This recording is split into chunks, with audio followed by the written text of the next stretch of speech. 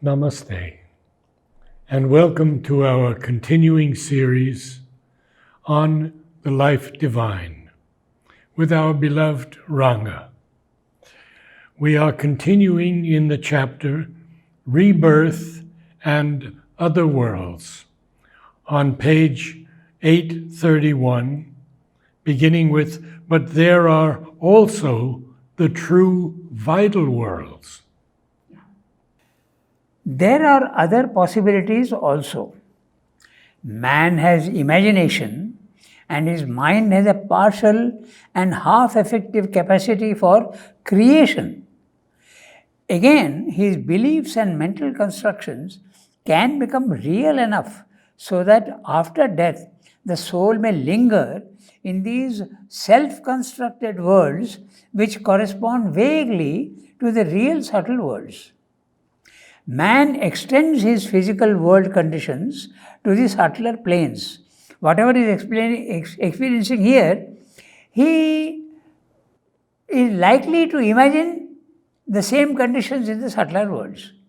These self-constructed worlds, which are annexes to the subliminal vital and mental worlds, may detain his soul, there you are, you see, until its actual power dissolves them and allows passage to the higher planes. These self-constructed annexes must be taken into account when studying rebirth. Now I'll just, when Sri is saying about detaining, what happens? Okay. Suppose you take a very hard lump of salt, okay, let's say. How long is it going to take to get melted in water? It depends on how hard it is. So it depends on the development of the human being. The more developed he is, okay, or rather the more undeveloped, it is raw material, it takes time to dissolve. But if it is well developed, well formed, then that form is capable of dissolving itself. So it depends, this detaining, he is detained according to the level of development of his vital and his mental. That's what Swami is saying. Okay? So these self-constructed annexes must be taken into account when studying rebirth. Not only are there objective, self-existent worlds, vital worlds, mental worlds, but human beings can also create their own, which are annexes to these. They are their own constructions with the vital substance, and they tend to get stuck in them until they are dissolved and you go on. That's what he said in the previous para. Now we come to so he has spoken about worlds which the human being constructs himself by imagination. But there are also the true vital worlds, not self-constructed, but true vital worlds independent of the human being. Original constructions, organized developments, native habitats of the universal life principle, the cosmic vital anima. So, the anima is the principle of life.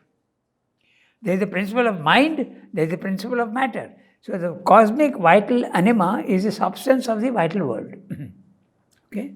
The principle of life, acting in its own field and in its own nature.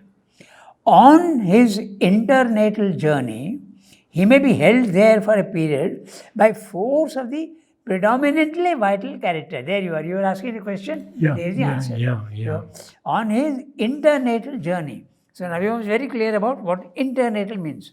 After death and before the next birth. He doesn't have a body in this period. So the internatal journey is without a body, but with a subtle body, with a vital and a mind. And between births. Yeah, between births. Yes. Between death and birth. Between death and birth, yes. Okay, so that's an internal journey. Yeah. He may be held there for a period by force of the predominantly vital character of the influences which have shaped his earthly existence. So suppose he has got a very strong vitality, it will not melt very easily. It will remain for some time there in the vital world. But if he has developed his mind, then the tendency to go to the mind quicker is there. So these are not self-constructed worlds. No, these are not, yeah. Actual. That's right. Okay. They are not self-constructed. They are real worlds. So predominantly vital character of the influences which have shaped his earthly existence. For these influences are native to the vital world, and their hold on him would detain him for a while in their proper province. Okay? The more akin his vital is to the vital world, he will tend to remain longer there. That's what Sri is saying. Okay, so, But it's not actually a world of hell or purgatory. No. And we have to remember that. yeah, there is no such thing as hell or purgatory, but the vital worlds, they have many forces which can be, it depends on what you have, if you have done some things which are wrong, which you have been cruel to people, so you will go into those regions of the vital world. For these influences are native to the vital world, and their hold on him would detain him for a while in their proper province. He may be kept in the grasp of that which held him in its grasp, even in the physical being.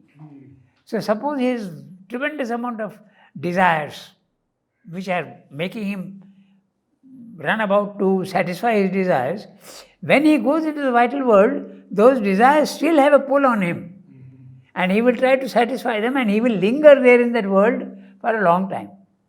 Until these desires are dissolved to a certain extent. You have to work them out. Okay, so that depends entirely on the development that he has undergone in the physical world. He may be kept in the grasp of that which held him in its grasp, even in the physical being. Any residence of the soul in annexes or in its own constructions could be only a transitional stage of the consciousness in its passage from the physical to the supraphysical states. So these dwellings in these worlds are not usually permanent. They are usually temporary. The time differs, the amount of time differs. Time as understood in the physical world. Remember that there is no time in the mental worlds. But he calls it a transitional stage. Yes. So, it may enter at once into the worlds of other life, or it may remain first as a transitional stage in some region of subtle physical experience whose surroundings may seem to it a prolongation of the circumstances of physical life, but in freer conditions proper to a subtler medium and in some kind of happy perfection of mind or life or a finer bodily existence. Now, this is exactly what we gave an example last time. I'll remind you. Yes. Okay? Benjamin. Yes, Benjamin, right. So, he went into a subtle physical experience world where he thought that he is still in the physical world. Right. Beyond these subtle physical planes of experience and the life worlds, there are also mental and spiritual mental planes to which the soul seems to have an internatal access and into which it may pursue its internatal journey. So not only is there a vital, first of all there is a subtle physical world, then there is a vital world, then there is a mental world, and in between also there are worlds, mental vital worlds, physical vital worlds, all these interpreters. And then if you go beyond the mind, there, as somebody is saying, mental or spiritual mental world. Planes, yes. Yeah. To which the soul seems to have an internal access and into which it can pursue its internal journey.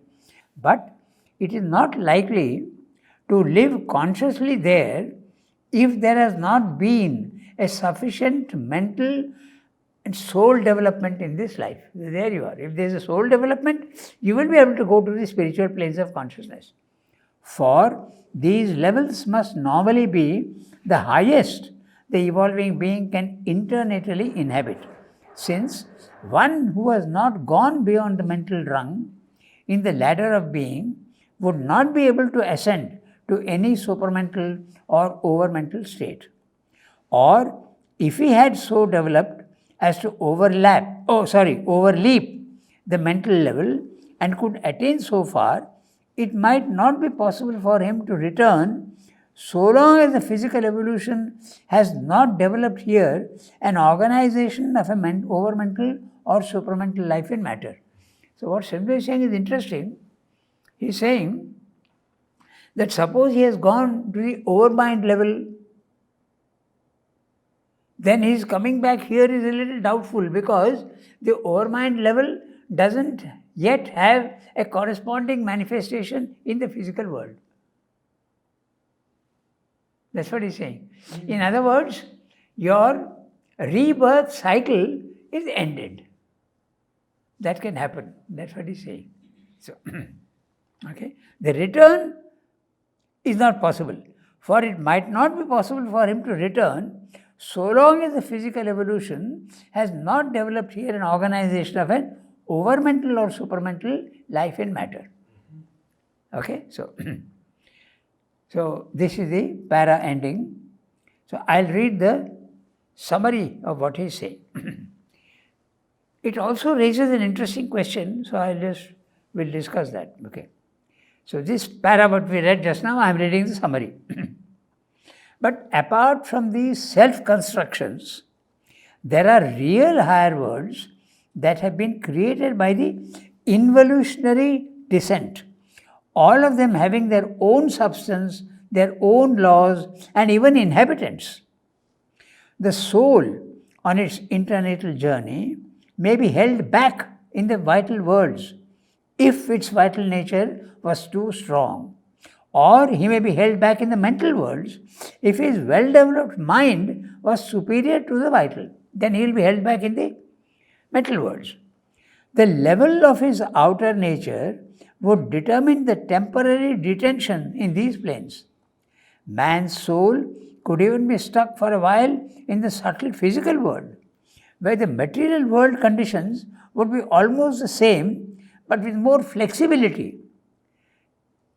This is the famous Benjamin case. Yeah. So it was not the... Yeah. Then I continue the summary. Above the vital worlds are the mental and spiritual worlds to which the soul could have access if its development on earth was proportionately sufficient to allow entrance into them. It's like a passport. You can't go there unless you are qualified. Okay, so. But life on spiritual planes would be rare and possible only for yogis who had reached spiritual levels of consciousness even while in the body. Another possibility could be that a yogi overleaps the mental level and cannot return again to this earthly life. Okay? That's also possible.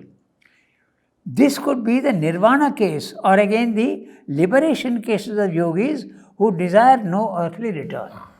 So that's possible. That also is possible. And the understanding that I've come to is that the subtle physical is very close to the physical. Very, very, very close. But even so, the mental worlds are not likely to be the last normal stage of the after-death passage. For man is not entirely mental. It is a soul, the psychic being, and not the mind that is a traveler between death and birth. And the mental being is only a predominant element in the figure of its self-expression. There must be then a final resort to a plane of pure psychic existence in which the soul would await rebirth. There it could assimilate the energies of its past experience and life and prepare its future. Ordinarily, the normally developed human being who has risen to a sufficient power of mentality might be expected to pass successively through all these planes. Subtle physical first, vital next, mental again after that, and on his way to his psychic habitation. So one by one he has to shed these clothes, if you want, and go to the psychic world. At each stage, he would exhaust and get rid of the fractions of formed personality structure. And look at that, very interesting. Yeah. Fractions of formed personality structure. So, the vital starts dissolving and becomes fractions. Then the mental also becomes fractions. Here I'll mention something very interesting, and this becomes very concrete when you see this. He would cast off his mind sheath and life sheath, as he had already cast off his body sheath. But the existence of the personality and its mental, vital, and physical experiences would remain in latent memory as a dynamic potency of the future. Or as It's possible that he would not. yeah, it's important. Or as a dynamic Yeah. potency for the future. Now, I would like to mention one thing here. I didn't complete the story. Ah. So, mother gathered the whole being. Okay, the vital, the mental, then she can now operate on this. Because when the vital is there and the mental is here, there's no personality. So she got them all together and managed to make that being take birth again in the ashram. Oh. I won't mention it publicly, but so that's what she did. So that's right. Now I go to the next sentence. But if the development of mind were insufficient, okay, it is possible that it would not be able to go consciously beyond the vital level, and the being would either fall back from there, returning from vital heavens or purgatories to earth. Now note, vital heavens. So there are beautiful experiences you can have in the vital world. Or purgatories. Oh, purgatory. Yes. So it depends on your development in the physical world. The one I mentioned earlier, when that lady had experience of hell, she was, by her own admission, she was very selfish. So she had to suffer purgatory. But if someone who is pretty developed, he will experience vital heavens. There are many cases in the internet where they say they enter into a beautiful surroundings, magnificent surroundings, natural surroundings. They hear heavenly music. They see angels coming with light, which are all experience of only love and sweetness. Okay, so that's the vital heavens or purgatories, okay, to earth. Or more consistently, would pass at once into a kind of psychic assimilative sleep, coextensive with the internatal period. To be awake in the highest planes, a certain development would be indispensable. So if you have to go to the psychic world, the psychic has to be pretty developed. Then he's saying, very interesting, he's using the word psychic assimilative sleep. Because you are not awake in the physical world, it is sleep. So you go there and then you review your own life.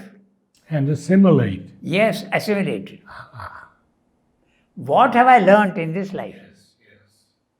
But this very interesting assimilation period can be a little before death also. When death is imminent, you can have this experience of a flashback.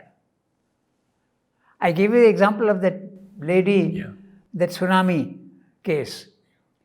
Before she died, she had this flashback. She told me herself. So, I read the summary of what we read just now, and we go to the next para. Are all the mental planes the last? Man is not merely mental, he is a soul, and it's a psychic being that is immortal, survives death, and travels from world to world in its internatal journey. There exists a psychic world where the soul culminates its passage and there mulls and reviews its life and experience on earth, prepares its future life. After death, the physical body is shed and dissolved first. Next, the vital sheath drops off, followed by the mental coating. Then the psychic is left alone, naked of all coverings. Okay? Now that's interesting. All the clothes that you're wearing, 3 layers of clothes, a coat, a shirt, and then undergarment. So the physical is the coat, the vital is the shirt, and the undergarment is the mind. So all this you have to then you are left with this psychic being naked. And then now, while we say this, it's interesting also to remember the image of Sri Krishna's. One story is there, where the gopis, now, Sri Krishna and the gopis, the relationship is, Sri Krishna is the divine, and the gopis are the individual souls. And the individual souls are always playing with the divine. At midnight, this is the image. But there is a story of Krishna where he's seeing the gopis are going to have a bath in the river, and he goes, steals their clothes, and goes and sits up on a tree. Okay? Now, this is usually not understood properly, and they feel that this is the playful, vital, romantic side of Krishna. Okay? He had that, of course. Okay? But this is not the image. The image is, the divine is saying, if you, individual soul, want to come to me, take off your clothes, then you will be able to come to me. Take off your mind, take off your vital, take off your body, then with the naked you can come to me. With your body, mind, life, you can't come to me. And come to me where? I am sitting on the top of the tree. It's a much higher level. That's the symbol of the story. That's the symbol. So this also he is saying same thing, this removing of all the clothes. Okay. After death, the physical body is shed and dissolved first. Next, the vital sheath drops off, followed by the mental coating. The psychic is left alone, naked of all coverings. It assimilates its past and prepares its next life on earth. The old nature is rejected by the essence of all experience retained in latent memory, which could come out in future lives, or is held as a dynamic potency possible for the next life itself.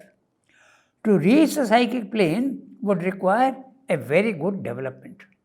Now, this is very interesting, and we can also expand a little on this. Okay. Now, what is retained? Do you remember all the incidents of your past life? Not necessarily. You forget them. Then what is it that you retain? You retain the essence of what you have been, and that will help you to grow. So, we have said this before also, but we can also repeat it. If I am in this life a soldier or an adventurer, what I will get, the essence of my experience in this world will be bravery, the will to face difficult circumstances. So, that is what you will retain, and that will be retained in this subliminal being of the soul. Suppose I am an artist. My artistic temperament, my aesthetic sense will develop. That is what I will retain. And when it is retained, it can come out and express itself in the next life. So that is how the development takes place. That's what it's saying. Assimilation means that. Assimilating sleep. Okay, so we go to the next para? Yes. All this, however, is a matter of dynamic probability, and that, though amounting in practice to a necessity, though justified by certain facts of subliminal experience, is still, for the reasoning mind, not in itself quite conclusive. So what Chandra is saying is that, yes, when I am seeing different souls, I am in a condition where I can see, I see that this is what happens. Now I am wondering, Chandra is saying, whether this is absolutely necessary. Or is it just happening and I have not seen cases in which it is not necessary to do this? That's what he's asking.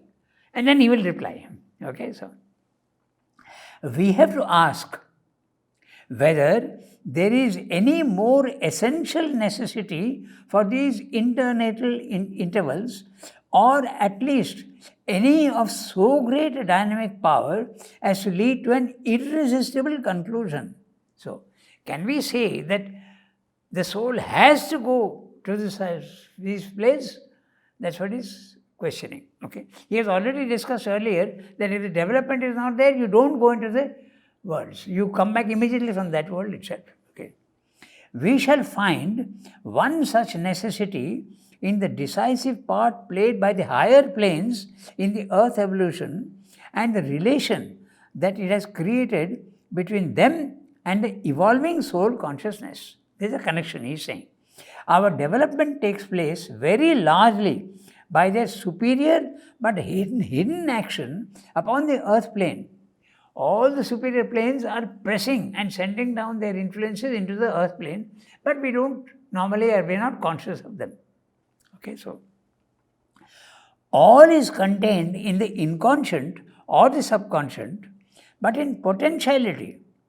It is the action from above that helps to compel an emergence. So, this we have already discussed earlier, that which is potential here is pressing. Okay, you have got the capacity, but come out, it presses. A continuance of that action is necessary to shape and determine the progression of the mental and vital forms which our evolution takes in material nature. For these progressive movements cannot find their full momentum or sufficiently develop their implications against the resistance of an inconscient or inert and ignorant material nature, except by a constant, though occult, resort to higher supraphysical forces of their own character. So what Sri Aurobindo is saying, that if this pressure was not there, the possibility of these inherent capacities in the subconscious is not likely to come out. There has to be a pressure. Elsewhere he has said that the jack-in-the-box effect is there, but it must also be helped by this higher pressure. Both have to combine to take the evolution forward. Okay. This resort, the action of the veiled alliance, takes place principally in our subliminal being and not on the surface. We are not conscious of it. It's only the subliminal being, the inner being, that is conscious of it. Okay. It is from there that the active power of our consciousness emerges. And all that it realizes, it sends back constantly into the subliminal being to be stored up, developed, and re-emerge in stronger forms hereafter. This interaction of our larger hidden being and our surface personality is the main secret of the rapid development that operates in man once he has passed beyond the lower stages of mind immersed in matter. So, the subliminal is a storehouse of all your capacities, of your past life and this life also, whatever you are experiencing, the essence is going and getting stored up in the subliminal. All this is what happens practically, but is there an absolute necessity for the existence of higher planes that can satisfy human reason? We find that these higher worlds have an immense importance for the Earth's as well as the soul's evolution. Human development takes place because of the pressure of these worlds on the subliminal. Subliminal, the inner being. Okay, so although it is true that all is compressed involutionarily in the inconscient, its emergence needs the pressure of the superior planes. This pressure action is not seen on the surface, not on the superficial outer nature, but on the subliminal being, which is a true inner mind, inner life, inner body. The resistance of inert inconscience to any change is very great, and the pressure of the superior worlds is essential for evolution. The subliminal constantly pours its influences and intimations into the outer nature, and the essence of all worldly experience is stored in the subliminal. That constant exchange between the subliminal, inner mind, inner life, inner body, and the outer nature, body, mind, life, is what fires the progress of man spiritually. So, whatever you are experiencing, essence is taken and stored in the subliminal. And subliminal, whatever it has stored earlier, is trying to influence you in this life. It's a constant. Positive and negative? Yes, both. Negative... not so much. Also, perhaps, yeah. Yes. Mm. But not in the beginning, yes, negative, but afterwards. This resort must continue in the internatal stage. For a new birth, a new life, is not a taking up of the development exactly where it stopped in the last. It does not merely repeat and continue our past surface personality and formation of nature. Note the word surface personality, body, mind, life, and formation of nature.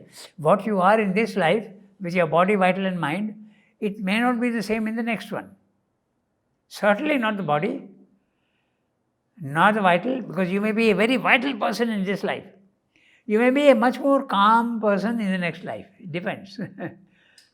There is an assimilation, a discarding and strengthening and rearrangement of the old characters and motives, a new ordering of the developments of the past, and a selection for the purposes of the future, without which the new start cannot be fruitful or carry forward the evolution.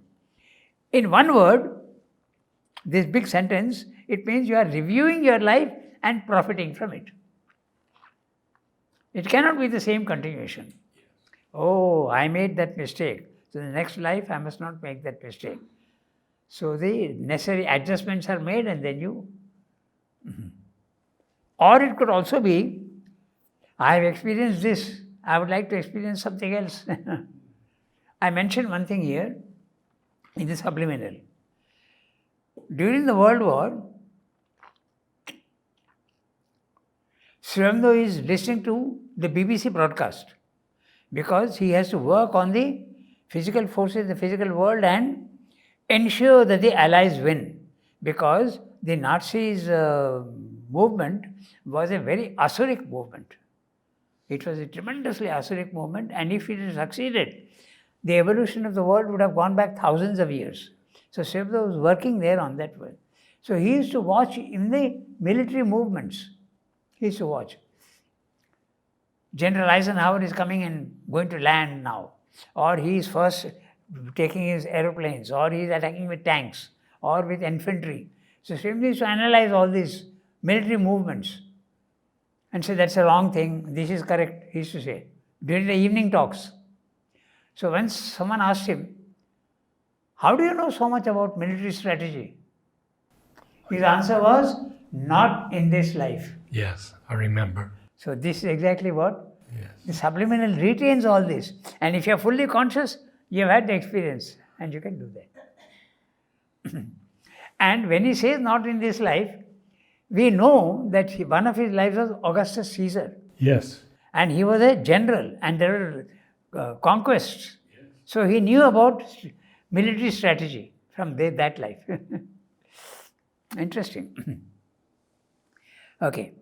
For each birth is a new start.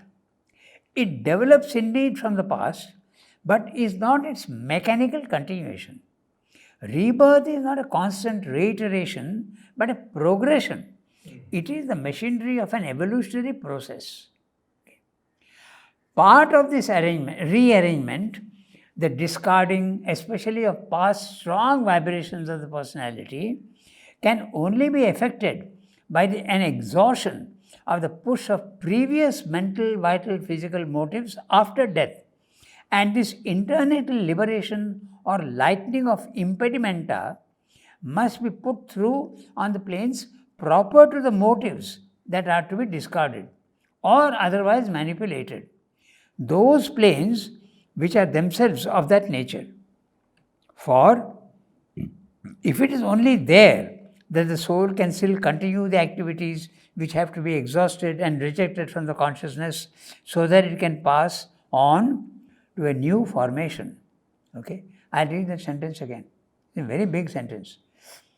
Part of this rearrangement, the discarding especially of past strong vibrations of the personality which you want to get rid of, let's say anger you had, okay, you want to get rid of it, okay, can only be affected by an exhaustion of the push of previous mental, vital, physical motives after death.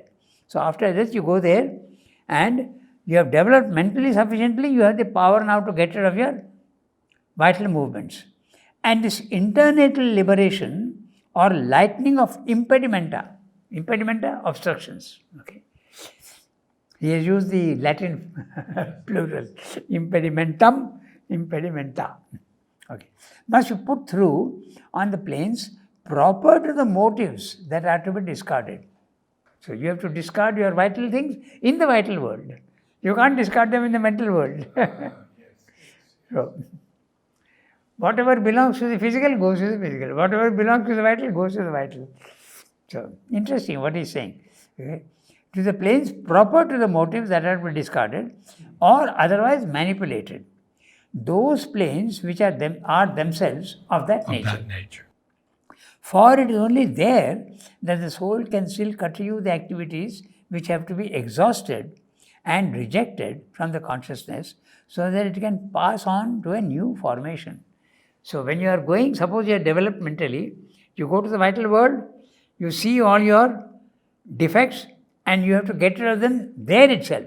That's why you have a tendency to dwell there for some time and then go to the mental world and go on. So, it is probable also that the integrating positive preparation would be carried out and the character of the new life would be decided by the soul itself in a resort to its native habitat.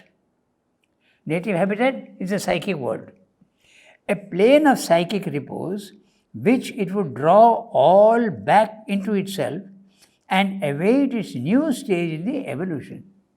The normal process is body dissolves, vital dissolves, mind dissolves, then the psychic that remains goes and dwells in the psychic world. And it's interesting, we might as well mention here that there is no location for the psychic world. The other planes you can locate. The vital world is below the mental world is below the spiritual. You can locate to a certain extent, geographical positioning. But the psychic world doesn't have a location. It can be there anywhere, everywhere. Okay, so. Yeah, this would mean a passage of the soul progressively through subtle physical, vital and mental worlds to the psychic dwelling place from which it would return to its terrestrial pilgrimage. Terrestrial pilgrimage. So, here, coming down into earth is a pilgrimage. It's not a meaningless existence. You are trying to go somewhere. It's a pilgrimage.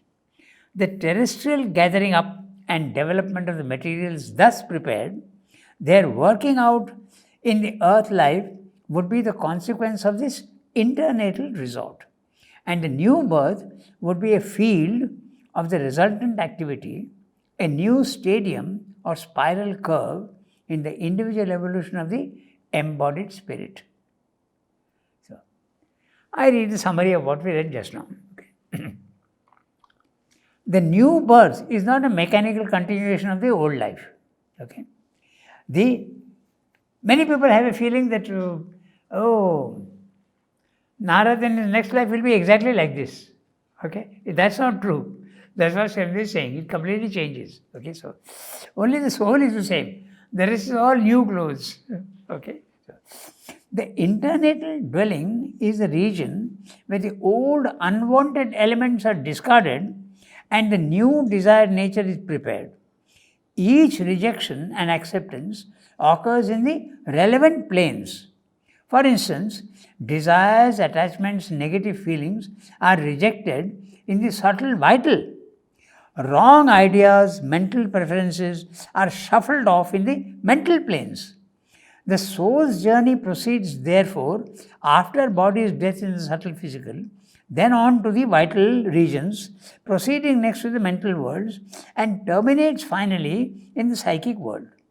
Here, the assimilation of past experience and the preparation for the next birth are achieved. The mechanism of rebirth is not a continuous series of repeated similar lives. Each birth means new conditions, a new nature, and new experiences and events. Rebirth is a dynamic process of evolution. Rebirth is not a mechanical process of evolution, but a dynamic one. For when we say that the soul on earth evolves successively, the physical, the vital, the mental, the spiritual being, we do not mean that it creates them and that they had no previous existence. On the contrary, what it does is to manifest these principles of its spiritual entity manifests, okay, note this, manifests spiritual entity under the conditions imposed by a world of physical nature. So already at the higher levels of consciousness, you are divine. So what you are doing is, you are not creating new body, mind, life or new mental, but you are manifesting what is already there. That's the interesting part, what he's saying. So, on the contrary, what it does is to manifest these principles of its spiritual entity under the conditions imposed by the world of physical nature. This manifestation takes the form of a structure of frontal personality. Frontal personality, your body, mind, life, which is a translation of the inner self into the terms and possibilities of the physical existence. In fact, we must accept the ancient idea that man has within him not only the physical soul or Purusha with its appropriate nature, but a vital, a mental, a psychic, a supramental, a supreme spiritual being, and either the whole or the greater presence or force of them is concealed in his subliminal or latent and unformulated in his superconscious parts. He has to bring forward their powers in his active consciousness and to awake to them in his knowledge. But each of these powers of his being is in relation with its own proper plane of existence, and all have their roots there. So your divine nature has to be brought down here, and that is what the development is all about. It is through them that there takes place the subliminal resort of the being to the shaping influences from above, a resort which may become more and more conscious as we develop.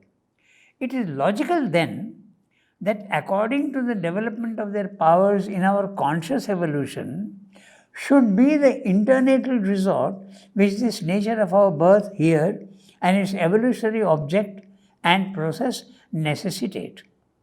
The circumstances and the stages of that resort must be complex and not of a crudely and trenchantly simple character which the popular religions imagine.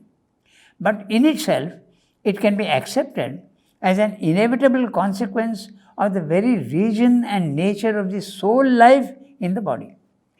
All is a closely woven web, an evolution and an interaction whose links have been forged by the conscious force following out the truth of its own motives according to the dynamic logic of these finite workings of the infinite. So, summary. Then it will be clear what he is saying. Sometimes the language is a little complex. The soul of man does not create body, mind, life, but interacts with the outer nature from the beginning. Okay, the soul of man is not creating, but interacting with what nature has given you. Okay, nature has given you body, mind, life. The outer nature, Prakriti, your body, mind, life, exists from the earliest beginning, but the soul develops it, makes it grow through many lives in evolution. The outer nature of body, life, mind is an original divine principle, but descended into the conditions of the material world. To each part of man, there is a corresponding true part in the subliminal. The subtle physical in the subliminal for the body, the true inner vital for the outer vital, the true inner mind for the outer mind. So, this is the inner being is there. Inner vital, inner mental, inner physical. These planes are always in connection with the universal physical life and mind. So, there are three levels. You have a body, mind, life. You have a subtle body. You have a subtle vital and a subtle, which are personal. But they are in touch with the universal. Your body is matter. So there is a subtle body which is in touch with the universal matter. You have a vital being, but there is a true vital being in the subliminal, and the true vital being is in touch with the prana plane of consciousness. That's what Sri is saying. So, so you are contributing to the universal, and the universal is also contributing to you. Which becomes very obvious if you are an inventor. Okay. You invent a mobile, it is now common property of all mankind. So you have interacted with the universal. So that's what it is. Subtly also it happens. So these planes are always in connection with the universal physical, life and mind. These true beings may be termed Purushas. And each part of man, they are concealed in the subliminal. So there is a physical consciousness, there is a vital consciousness, there is a mental consciousness. Consciousness is the same, taking different stances. These true beings may be termed Purushas, and each part of man, they are concealed in the subliminal. In the evolution, each true part comes out, and the outer corresponding to it, and tries to make it more conscious. Therefore, the ruling condition of the outer nature determines to which plane the soul rises after death. That's what he's saying. The entire being of man is a complex web of all these parts interacting with each other. Rebirth is not a simple, straight process. It's a complex, multifaceted operation taking into consideration all the factors in existence. Namaste all. And we will continue on Monday with page 835, beginning with the line, "If this view of rebirth